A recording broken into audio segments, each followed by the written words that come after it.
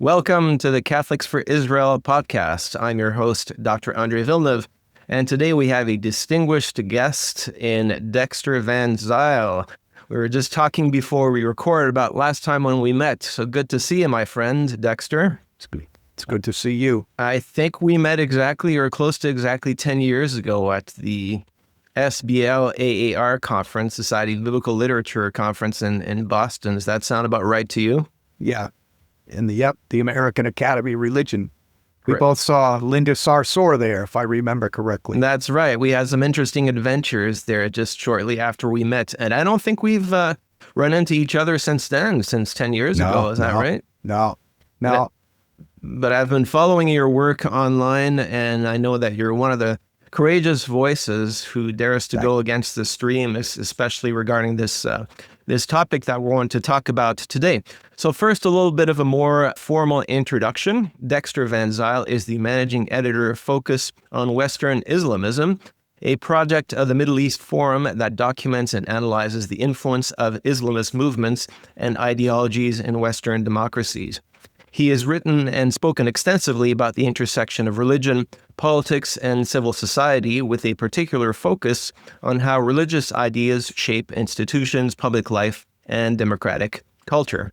A former member and lay leader in the United Church of Christ who later converted to Roman Catholicism, Van Zile brings both a personal and professional perspective to questions about Christianity's role in the modern world.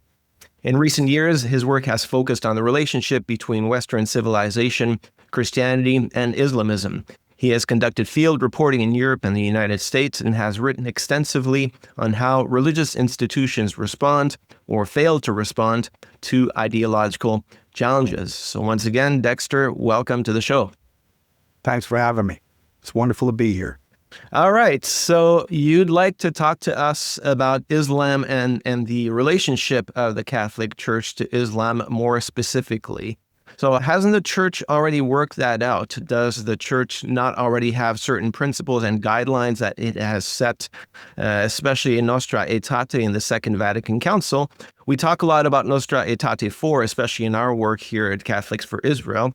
But what a lot of people don't know is that Nostra Aetate 3 speaks specifically about the Church's relationship to Islam. And there has been a flurry of documents of the Catholic Church on Islam since Nostra Aetate, since the 1960s, though not as many as there have been regarding the Jewish people. So maybe to begin with, first, what does Nostra Aetate chapter 3 tell us about the Church's relationship to Islam, and what would be your assessment of that declaration? Well, I think one of the things is that, and I'm actually very proud that the text says a lot of what it says because it's a very ironic document. It basically says is that, look, we don't really want to engage in any outrageous hostility towards the Muslim world, and that essentially we are interested in basically, not rehashing the quarrels of the past.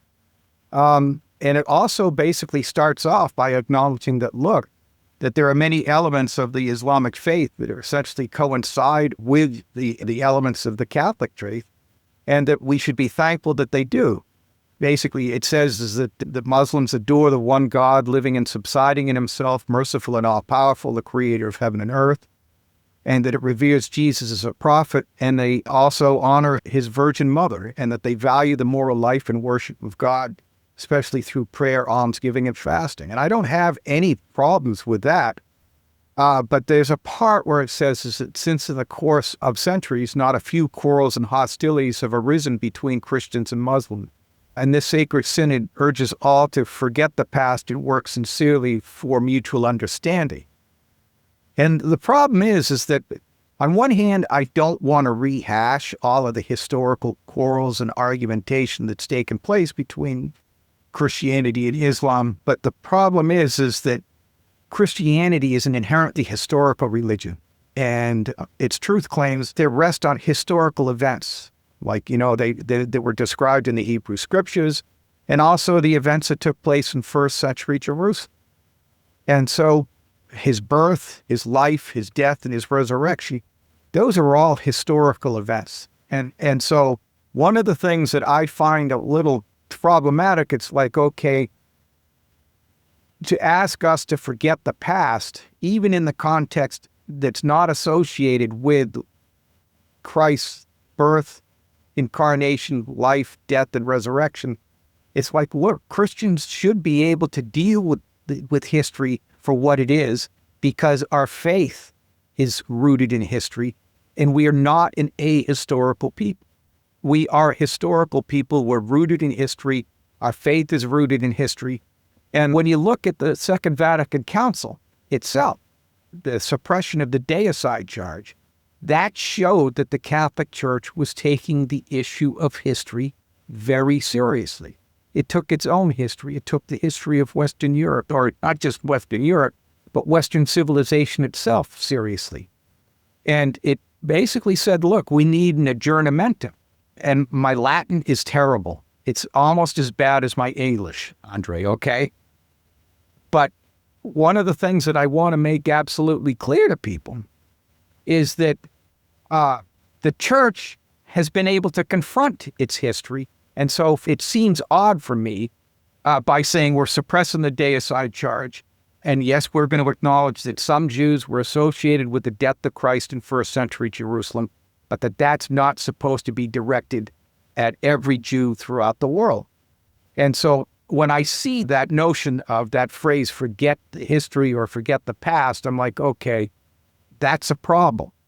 And one of the difficulties that we have is that the conflict that has taken place between Christianity and Islam is rooted in some real different responses to the human condition. And I think this is very important, and because I don't want to engage in the disputations similar to what we saw between Christians and Jews in the Middle Ages. I don't want to see that. But I want for Catholics and Christians in general to be able to remind themselves that Christianity teaches that God entered history through the incarnation and that Christ suffered alongside humanity, even at the hands of humanity itself. And one of the reasons why I started to think about this was that I saw an imam by the name of Uthman ibn Farooq arguing with a Christian. And at one point, Uthman ibn Farooq basically challenged this Christian to say, how can God die? And theologically, I'm not very skilled at this, but the one thing I have concluded is that God can do what he wants. And what Uthman ibn Farooq was doing was basically subjecting God to the rules of his own creation. And that, I think, that's not how it is within Christianity. And there's a huge difference between by suffering with us and by going through suffering at our hands. It just came to my mind. He's placed his bet on humanity. He's invested in humanity in ways that I think are kind of like scandalous and shocking to a lot of people. Yeah. And he's not just transcendent, but that he's incarnate and he's present as well. There's a couple of other differences that I think that the church needs to kind of affirm, even in the face of its desire to be irenic with the Muslim world. And one is that it distinguishes between spiritual and temporal authority. And what I mean by that is that Christ said, render unto Caesar the things that are Caesar's. But by way of comparison, Islam has historically, it's developed a political and legal system in which religious and political authority remain intertwined. Yeah. And that's a crucial thing. And also there's some fundamental differences between Jesus and Muhammad himself. Jesus forgave his persecutors. He forgave his murderers. Whereas at one point, Muhammad jeered at the corpses of his dead enemies. Mm-hmm. And when a whole bunch of people stopped following Jesus, when he said that I am the body and the blood, and when you eat the Eucharist and when you drink the wine, you're basically eating me. There was a lot of people that left him. They stopped following him, and Jesus let them go. And one of the reasons why I became a Catholic ultimately was because of my understanding of the Eucharist that I got from René Girard. Okay? And I want to make it clear, I'm speaking as a member of the Catholic Church, and I kind of a neophyte. I only converted in 2008. And I don't want to be arguing this as editor of Focus on Western Islamism.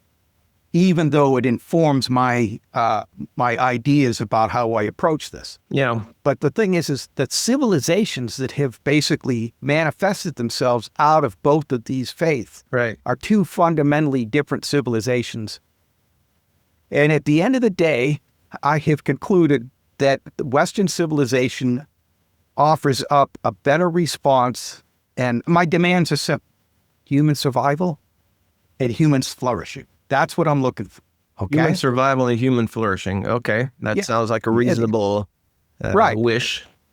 And I think that Western civilization has been able to pursue a development that promotes human flourishing better than other civilizations, in large part because of our self-understanding about human rights, the equality of all people before God. Which derives from and also Judeo-Christian values. Right. Yeah. And also our ability to exercise agency. Right. So let's pause here for a minute. You've given us a lot in this first statement. I'm trying to tie all these ends together. You walked us through a little bit of Nostra Aetate 3 and the points in common between Christianity and Islam. And you told us that you're concerned about this idea of forgetting the past. So really briefly, can you encapsulate what's the problem with forgetting the past exactly? Why is this such an issue? Well, one of the reasons why is because it allows people to pretend that there isn't any particular theological roots to people's behavior, or some sort of, that the nomos that we operate under has real consequences. And when we forget the past, then what happens is, then we don't struggle with the nomos that we've inherited and its impact on our lives. Okay? And I think that the impact of the nomos that has been handed down, and by nomos, I mean sense of order. Okay? Sense of order, okay. Or sense of divine order. Okay. I think that if you look at the nomos that's been handed down within the Islamic world and the Christian world, they have consequences. What do you mean? What's the difference between the two? Well, I think that the Western civilization has basically, and I've gotten this largely from reading Tom Holland's book Dominion, but I think that it allows for more individual rights and freedom, and also I think allows for humans to exercise more agency, and maybe in a manner that actually allows for wealth creation and the fruits of modernity. Okay. And I've been reading Daniel Pipes' book, In the Path of God. Okay. Which was published, I think, in the early 1980s, which outlines all of the problems that the Islamic world has struggled with. And on one hand, I think the people in the Muslim world want to enjoy the fruits of modernity, and yet at the same time kind of have a tough time accepting the rubric of rights and individual freedom that allowed for that. Okay? And there are people like Mustafa Akyol, who's written a book about no compulsion in religion that just came out. It's a very good text.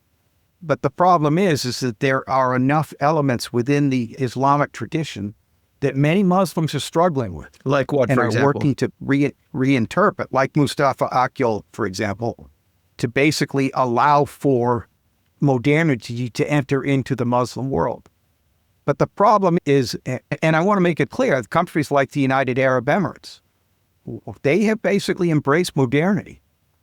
Okay? And I think one of the things that they've done and other Arab leaders have done had basically said that we're going to abandon this Islamism, we're going to do what we can to marginalize it. But if you look at what has happened in Iran, essentially the Islamists took over and they used the elements of the political order that they needed to establish under their nomos, and they've oppressed their people terribly. How do you explain these substantial differences between, for example, the UAE on the one hand, as you say, they've basically embraced modernity, and at the other extreme, you have Iran, which are basically this exporter of worldwide terror. And it seems like a lot of the other Muslim nations are kind of torn in between. We have Egypt that has made a peace agreement with Israel, but the Muslim Brotherhood is very strong there. Lebanon has been in the midst of this de facto conflict for decades, even after the end of the Civil War. So Islam is certainly not monolithic, and we're seeing very, very different reactions between even the Muslim Arab states. Of course, Iran is not Arab, but how do you explain these differences? Well, I think a lot of it has to do with Islamism, which erupted in the early 20th century because of the writings of people like Hassan al-Banna and Sayyid Qutb, basically portrayed modernism and Western civilization as essentially the enemies of the Islamic world and the Ummah, so to speak. And I think that there is a certain ambivalence about modernity, largely because it's rooted in Western doctrine and the Western nomos, which is rooted itself is rooted in Christianity. And Danny Bermawi, he's argued in his book, I think it's called Islam, Israel in the West, he says is that essentially Muhammad has been set up as essentially the lodestar for the Islamic faith, and that any political order that doesn't basically establish Muhammad and his teachings as the central element of Islamic society is going to be generally regarded by devout Muslims as contrary to the faith and haram, so to speak. Mm-hmm. And the thing is that if you look at Christianity, the fact is that religions can and do respond to historical circumstances. And I think that the reason why I want the Catholic world to kind of push back and say these are the differences between Islam and Christianity is to basically force Islamic elites to figure out a way to modernize and to deal with the crisis that they are struggling with. And there is an idea within Islam to say, well, what was God trying to accomplish for humanity when he basically offered up Sharia law and all of these ideas of, or these rules about humanity? Right. That's what we should be thinking about, what God was trying to accomplish. Yeah. I mean, what is the telos of Islam? Is there a uniform telos or goal for human civilization in Islam? Is it uniform, universal, or are there different views about that? Okay, now that's something I'm a little reluctant to answer because I'm not a Muslim myself. Yeah. And one of the things that Daniel Pipes has said is that Islam is what Muslims decide it is. Okay, and that's the question that we need to ask the Muslim elites is, what is your telos? What is your ultimate goal for humanity? But surely they rely on the Quran and the Hadith, so what do the sources say?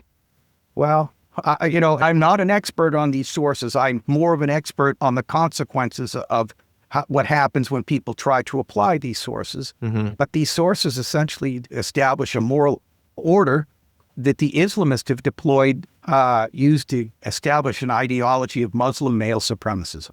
Okay? And that telos looks to me, as it's put forth by the Islamists at least, as basically Muslims are supposed to be dominant over non-Muslims. Men are supposed to be dominant over women. And that ultimately that's the ideology that the Islamists are putting forth.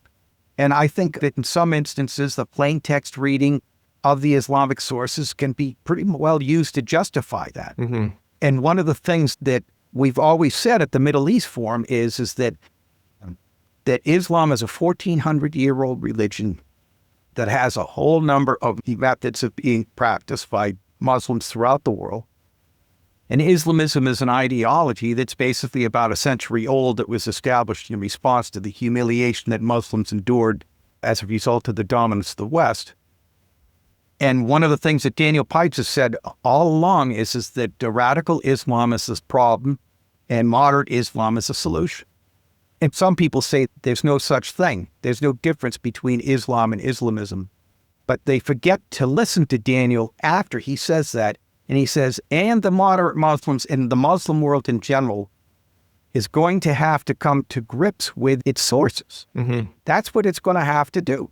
I mean, is that doable at all? That's like... that's a good question. We know that in Christianity, there's been a long history of historical biblical criticism, and the results have not been all that great. I mean, it's very much undermined the faith. Is there such a movement in Islam? Can you question the Islamic source of revelation? Now, the thing is that the consequences for Christianity, I think, have been ambivalent. Yeah. Okay. And the thing is that you saw the high criticism that undermined the faith. I have a copy of the RSV that was published by the National Council of Churches. And some of the commentary basically says it kind of suggests that there are even parts of the scripture that aren't reliable. Right. For sure. Okay. And I mean, when I for sure, read that's what that, they say. I don't agree with that, but that's right, become yeah, almost the norm more than the exception. right. And I don't like that. But the thing is that that's one of the reasons when we could say the fact that there were some courageous people within the Catholic Church that said we need to rework our thinking about how we talk about the Jewish people. Right. Okay. Right. And the thing is that I think there are times when we have to ask ourselves the questions that some Muslims have asked. What is God getting at here? What does he really want for us? What's he want for humanity? Yeah. Okay. And the thing is that I think this is the question that the Catholic Church can ask Muslims is what does God want for humanity? Does he really want to see this system of supremacism imposed on the world in the name of God? Is that how God operates? And do you think that is present in the sources? Do you think that is questionable, or do you think that's negotiable in any way, or it's pretty much fixed? Okay, again, I'm not an expert, but there are some elements within the Quran that there are essentially, you've got the statements that Muhammad made early on in his career and the statements that he made when he became a ruler. Right. Okay. And one of the projects that I think we're going to have to hope that Muslims are able to engage in is for them to basically start to resurrect some of those understandings and say, okay, if there's no compulsion in religion and we're serious about that, then does that mean that people can be killed for apostatizing? Does that really mean that? Right. And the thing is, and that's the question, because those are two contradictory statements right there. And that needs to be resolved. And the thing is that there are times when, at one point, one of the Gospels, doesn't it say to carry a staff, and the other one says not to carry a staff or something like that? But the tension is there, and we understand what they were getting at. Right. Okay? And I think this is really one of the questions that we have to say is, do you worship God or do you worship the nomos that you insist and this ideology of Muslim male supremacism? Yeah. And do you really think that do you think God was happy with stuff that happened in 9/11? Right. Because the West had to ask itself, okay? And there was a theologian, and I think he was a Protestant, and this was after the Holocaust. He said that if you make any theological statement that you cannot say in front of the victims of the Holocaust, then it's ridiculous, okay? And that's kind of a radical thing to say. And on one hand, I don't like the higher criticism, okay? But I do want theologians and leaders in my community to basically have to confront reality for what it is. Yeah. And the thing is that they did. There's also a major difference in how both Christians and Muslims see their source of revelation, right? Because we see the interaction of the divine and the human in every book of the Bible. So that's why Matthew and Mark are different, even grammatically. You can tell, or Luke's Greek is much better than Mark. So we see the human element, whereas the Quran is believed to have been basically dictated from Allah directly to Muhammad, right? So that difference in how they perceive their source of revelation also makes a big difference in how we're allowed to grapple with the text, doesn't it? Right. Now, you just explained to me why I like Mark better than some of the other, because he didn't have the language. Okay, and there are times when I lack the language necessary to explain to people what I believe in. But I think that source of revelation, I think Uthman ibn Farouk, I think ultimately when I saw that quote, and I've written about him, he said that he was stabbed outside of San Diego. If you go to the Middle East Forum's website, the Middle East Forum has addressed him. When I saw that, I said, his problem is with the incarnation itself, because it's pretty clear. And I don't want to make the case too over the top, but people argued with God all the time in the Old Testament, in the Hebrew Scriptures. And Jesus kind of shook his fist at God and said, why have you forsaken me? And I know that he was basically hearkening back to, I think it's at Psalm 22 when he said that. But the thing is that I think what he was trying to do there was to demonstrate that, look, I'm here with humanity. Yeah. Okay. And that's a fundamental difference in the two visions of God, isn't it? That God became flesh for us. And even before he became flesh in the Old Testament, you had God constantly communing with Abraham and Moses and David. whereas Allah tends to be quite distant from human, right? Don't we have a very different relationship between the I think father-son relationship? yeah, and I don't want to insult Islamic sensibilities when I say that. Sure. And there are times when I hear Muslim scholars talk about the mere presence of God and the interiority of God's presence. Okay, even in some of the extremists that I document and write about, they will mention that. They will say that he is present. But when I think if you look at the overall nomos that has been established by the two faiths, I think that's a real issue. And people will talk about how within Islam, I've seen references to how people are like administrators or sheriffs or rulers on behalf of God. It sets up a certain inequality, okay? Whereas between the religious leaders, their followers. And that isn't to say that the Catholic Church isn't hierarchical, but ultimately at the end of the day, we know that God is present in everyone. And when I became a Roman Catholic, I knew that as a father that I played a significant role in the nomos, you know? Mm-hmm. And that's one of the reasons why the sacraments are so important for me, okay? I don't want to get too deep into it, but the sacrament of marriage, the sacrament of confession, all of these things basically are manifestations of the incarnation in our lives. Right. They're the continuation of the incarnation. Right. God who reaches out to us once again. Right. And one of the interesting things is that Jesus said in John 14:12, and this is a passage that I keep going back to again and again and again. I said, did he really say that? Did he really say that? Did he really say that? And what he said is that if you remain faithful and prayerful, greater things than these you will do. This is the Son of God that worked miracles with a wave of his hand. And he's telling his human followers, and he was human himself, and I understand that, but he was telling his fellow human followers, humanity that he was ministering to, greater things than these. You're going to do things even more spectacular than what I've done. And what he's talking about, I think, is what happens when God's divinity inheres in human agency. Okay? And the thing is that I think that's ultimately one of the underlying stories of Western civilization. And there are times when human agency ends in disaster. Okay?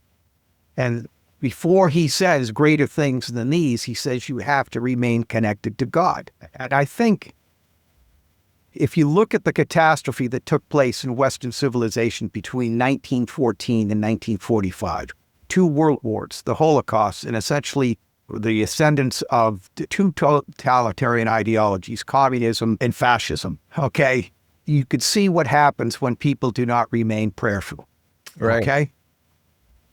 And as a modernist, as a materialist, and forgive me in my unbelief, I feel really reluctant to say that basically that was God's way of showing what happens. Maybe that was our way of manifesting what happens when we basically get away from that spark of the divine. Okay? Well, it's many of the apparitions and words of the saints say that war is a type of divine punishment. In fact, it's not just the saints. We find that in the Bible, going back to the book of Deuteronomy, that war is really the ultimate result of godlessness in a society or societies. Right. And the thing, all right, now they have the credibility, they have the license to say that, okay? Yeah. But I'm just some guy. Okay? Yeah. So and you're giving us a lot of ideas of great stuff to think about. And all throughout this, I'm thinking at the back of my mind, we talked about what's the telos of Islam, what's the goal of Islam. What is your telos? I'm thinking in my own life, there's something that drives me constantly to get up in the morning and to continue my work and teaching and writing. So what is it that's motivating you to go into that field where you can get a fair amount of flack and opposition, right? What is your kind of your driving force behind your work? Why are you so focused and interested on the question of Islam? Because I think that the West is losing its ability to stand up for itself in the face of Islamism. And that I think an awful lot of people are going to end up pursuing those social motives the methods that people have used to pursue those social motives in Western civilization recently is profoundly destructive. The anti-Zionists and the anti-Semites, they've created a community that is based on an understanding in which the Jews are ultimately responsible for all of the bad things that are going on in their world. They basically assert control by figuring out a way to attack the Jews. The BDS campaign gave an awful lot of liberal Protestants a sense of control. And it also created an environment in which they could basically pursue social standing. And ultimately, that was how they would enhance themselves. They would say, look at the way that I'm fighting against the Jewish people. And what do you think of the stake, ultimately? Well, I think basically the ability of Western civilization to pursue policies that promote human survival and human flourishing. Okay? That's really what it's about. And the thing is that when I look at what has happened to the Christians living in Muslim-majority environments, I see a beleaguered people. And some of them are very damaged human beings. And the thing is another conversation that I've had with Christians from the Middle East and even moderate Muslims and atheists. They said, look, Dexter, we ran away from, or we escaped the Middle East to get away from this ideology of Muslim male supremacism, to get away from this intrusive nomos on our lives, and to get away from the acts of intimidation that force us to comply with, to be dhimmis, okay? For our audience, what are dhimmis?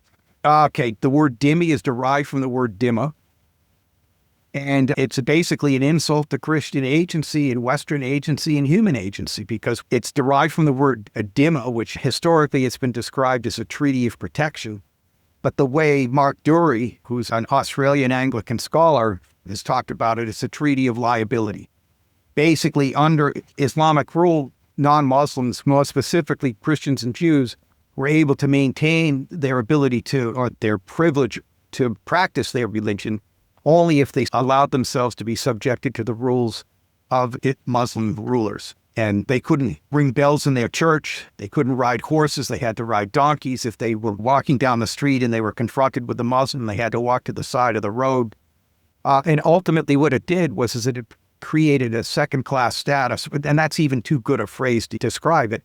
And the thing is that the second these Christians and Jews advocated for their rights and equality in Muslim-majority environments, they became legitimate targets for jihad. And one of the things that Mark Dury has talked about, he said, is that there was this jizya. There was a tax that you had to basically pay as a non-Muslim to the Muslim rulers for the right to basically practice your faith. And there was a ritualistic method of basically striking the people who paid this tax on the neck with a sword to demonstrate that this is the tax that they were paying in lieu of having their heads cut off, so to speak. And one of the things that the Muslim world has had to deal with is it's similar to what the white supremacists went through in the American South after the Civil War, okay? Once I made that connection, I think October 7th was essentially the equivalent of a lynching that took place during Reconstruction or after the Civil War and the age of the Ku Klux Klan. It was basically an attempt to force Jews back into a position of inferiority and submission, the same way that the Ku Klux Klan tried to force the descendants of slaves and former slaves back into a position of submission and inferiority as well. It was an attempt to restore an old order of submission. Yeah, you're reminding me, I was just in Israel a few weeks ago, and someone was telling me that the situation is pretty similar even in Nazareth today, where Christians have to pay basically protection money to Muslim gangs who have been throwing grenades and shooting at them just for them to not get hurt. Right. And this is in Nazareth, right, under Israeli sovereignty. And so at the same time, why do we keep hearing from the West that Israel, meaning Jews, are persecuting Christians because of incidents of spitting and so on in the Old City? Right. But you hear nothing about these situations of basically Christians having to pay the equivalent of jizya to Muslims, not to speak of the catastrophic decline of Christianity in virtually every country of the Middle East except for Israel. Right. Now, that's the interesting thing. Now, just so you know, the Middle East Forum, we've got a Dhimmitude project, and I'm going to ask you now to write an article about the Dhimmitude in modern Israel. Okay, you just put yourself in the fire line. We'll talk after the We'll interview. see if I can pull that off. Right. Because that's the interesting thing is that we have modern day Dhimmitude. And I think this is the challenge that needs to be leveled at Muslims throughout the world. It's a very direct challenge. You say that you worship a loving, compassionate, and merciful God. And yet there are people who are using Islam as a tool to justify these acts of supremacism and these acts of violence against non-Muslims. Is that what God wants? Or is there really no such thing as compulsion in religion? And the thing is that maybe what we should do is make the argument that our religions are not just what they say they are, but they are basically how we live our lives. And Jules Isaac, who was a Jew. Yeah. He was a Jew from Belgium. After the Holocaust, or even in the 1930s, he wrote a book called Teaching a Contempt. And I think that was in the 1930s. You know that better than me. I think it was a bit later, but I'm not sure. You may be right. Yeah, we'll find. All right. We could put it in the comments under the video. But he wrote a book. And then there was James Parks. He was the 1930s. He even warned us about Hitler. But Jules Isaac said, you say that you worship a God of love. Yeah. And yet look at it had to have come after the Holocaust. He said, but look at what happened. What happened to the Jews is anything but an expression of love. And he put a whole bunch of religious leaders on the record who said that anti-Semitism is no longer part of the Christian faith. It's not a legitimate part of the Christian faith. And that challenge, a similar challenge, needs to be leveled at Muslims in the modern world. Okay? Right. Your holy book tells us that you worship a compassionate, loving, and merciful God, but the events of the past 100 years do not manifest any of the compassion, love, and mercy that you would think that. And to be fair, every religious community falls short, okay? But the problem is that the failure of the Holocaust was so systematic that there had to have been something rooted in the nomos that needed to be altered or adjusted or recognized. The true nomos needed to be recognized. And I'm going to sound a little cynical, but there was a lot of scholars and theologians that said this isn't a change. When we reworked, when Nostra Aetate came down, it was, well, this is really the way it should have been all along, and this is really the way that the scriptures require us to behave. And so when there is going to be any innovation is going to be passed off as if it is an act of restoration. Okay? And I think that's probably what's going to have to happen within the Muslim world. They're going to have to say, well, this is the way it should have been, and it was really the way that it was intended for us. But that's not my job, okay? But I think that the reason why the Catholic Church needs to take, I want it to be ironic, but I wanted to take a more direct approach to some of the challenges that I'm talking about, is because it's the one global institution that can put Muslim elites on notice to say, we have to update our faith. We need an aggiornamento. And there are going to be a lot of people that say that that can't happen. The problem is that it has to happen. Right. It simply has to. Right. We need to slowly come to a close, but a last few couple of questions. I asked you earlier about the divide within the Muslim world itself, the comparison between the UAE and Iran, for example. Where do you think most Muslims in America or North America stand? Are they in favor of we can't really speak of a Christian civilization anymore, but let's say a modern Western civilization. Is Islam compatible with a modern Western civilization? And what would most Muslims in North America say about that? I think that's a good question that I don't know the answer to exactly. I think we're dealing with a certain contradiction here. On one hand, I think that people want the fruits of Western civilization, but they don't want to have to basically acknowledge the nomos that came with it. There's a conundrum here. Just recently, I wrote an article about an imam in Dearborn Heights, Michigan, who was promoting hateful stuff against the Zionists and the Rothschilds. And he was basically breaking the rules of discourse in the West that we've paid a terrible price for, okay? And yet he was reading from an iPad, okay? And so on one hand, I think he enjoyed the benefits of the technology of the West while he was saying all of these retrograde ideas. There's another imam by the name of Omar Suleiman, who is clearly promoting an ummah and the establishment of something akin to a caliphate that would replace the Western nomos with that of the Islamic nomos.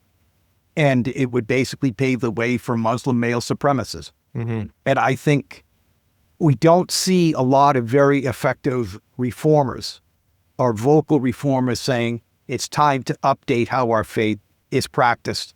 We've enjoyed the benefits of Western civilization. We want to be able to participate in a modern capitalist economy. But in order to do that, we're going to have to abandon our historical hostility towards Jews and Christians. And we're going to have to abandon our historical commitment to being the dominant force, because that's just not going to work. Yeah, that's a tall order. It's quite the challenge to set before a whole religion. Now, Dexter, maybe last question. What would be your words of advice to Catholics and other Christians on how should they... We started this conversation on basically Nostra Aetate and how we need to have a different approach towards Islam. So what would be your top recommendations to Catholics and other Christians on what to do about this? Because it's the fastest growing religion, right? We can't avoid it. Already in Europe, we have sizable minorities of major cities in Europe that are mostly Muslim. So how should we respond to this or prepare for this challenge? Okay, the first thing is that we need to stop our governments from funding Islamist organizations in the United States and in Western democracies in general. That's one of the first things. Islamic organizations, some of them are Islamists. They promote Islamism. They facilitated essentially terrorism overseas or align themselves with terrorist groups overseas. And no government or no public fund should be going to them because of that. The next thing is that I think that we need to basically insist on no special privileges for any religion. And we need to be on guard, because there are times when, like in the Dearborn Library, this Henry Ford Centennial Library in Dearborn, Michigan, there's a meditation room, okay? It's not a meditation room. It's a Muslim and it's an Islamic prayer room, okay? And that's in a public space. And the thing is it was slipped in as like an ecumenical thing. We cannot allow our desire to be irenic and ecumenically kind to be used as a tool for Islamists to basically engage or enter and undermine Western civilization. The Islamists need to be countered. And then here's another third thing is that we need to pay close attention to the anti-communist movement. And we need to respond with the proper temperament to the threat that we face. The anti-communist That's one of the reasons. movement? Yeah. Back in the day, you had essentially like people, Whittaker Chambers, who was a pretty responsible intellectual. And then there was the individual who wrote the X article, George Kennan. They were responsible anti-communists. They understood the sources of Soviet conduct, and they spoke to their fellow Americans in a reasonable, non-hostile approach. They explained to people what was going on, and they did it. And Daniel Pipes, the founder of the Middle East Forum, follows that role in the counter-Islamist movement. Then you had people like Joseph McCarthy, who was basically a hoghead, and he lacked the proper temperament to be able to formulate a proper response to the threat of communism, because he was using the anti-communist movement for his own ends. And so this is where the Catholic Church, I think, comes in, and the spirit of Nostra Aetate, which is that we want to be peaceful and we want to essentially not be a source of malevolence or conflict, but at the same time, we need to be responsible to intellectuals. And when there is conflict that's unavoidable, then we're going to have to engage in it. And I think that the Catholic Church is, I think, a crucial element to that, because it gives us the sacraments necessary to maintain the proper temperament to the civilizational challenges we face. That's my take.